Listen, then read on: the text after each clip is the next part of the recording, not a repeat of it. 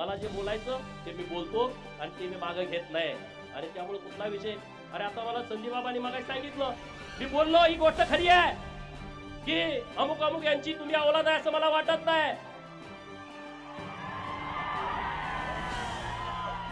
अरे पण तुम्ही त्याचा गैरअर्थ का घेताय? पूर्वी लोक दत्तक पण घेत होती ना जुन्या काळामध्ये. मला वाटलं त्यांच्यासारखा हा नाही, म्हणजे ह्याला काय दत्तक वगैरे घेतला का? पहिली भांड्याव बिंड्याव द्यायची माणसं माहिती आहे तुम्हाला?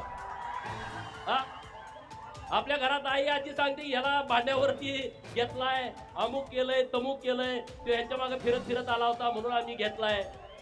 आपल्या गावात कितीतरी अशा स्टोर आहेत. गावात हे तुला कुणी काढलाय सहज म्हणते ती माणसं, म्हणतात की नाही हे तू कुणाची औलाद आहे रे, तुला काय असं करतो. सहज गावात बसल्यावर दिवसात 1000 वेळा लोक बोलतात, 1000 वेळा. मी एकदा बोललो का असं रान तापतंय महाराष्ट्रामध्ये, म्हणे ह्याची संस्कृती खराब आहे. अरे जो बिरोबाचा भक्त आहे त्याची संस्कृती खराब असू शकत नाही.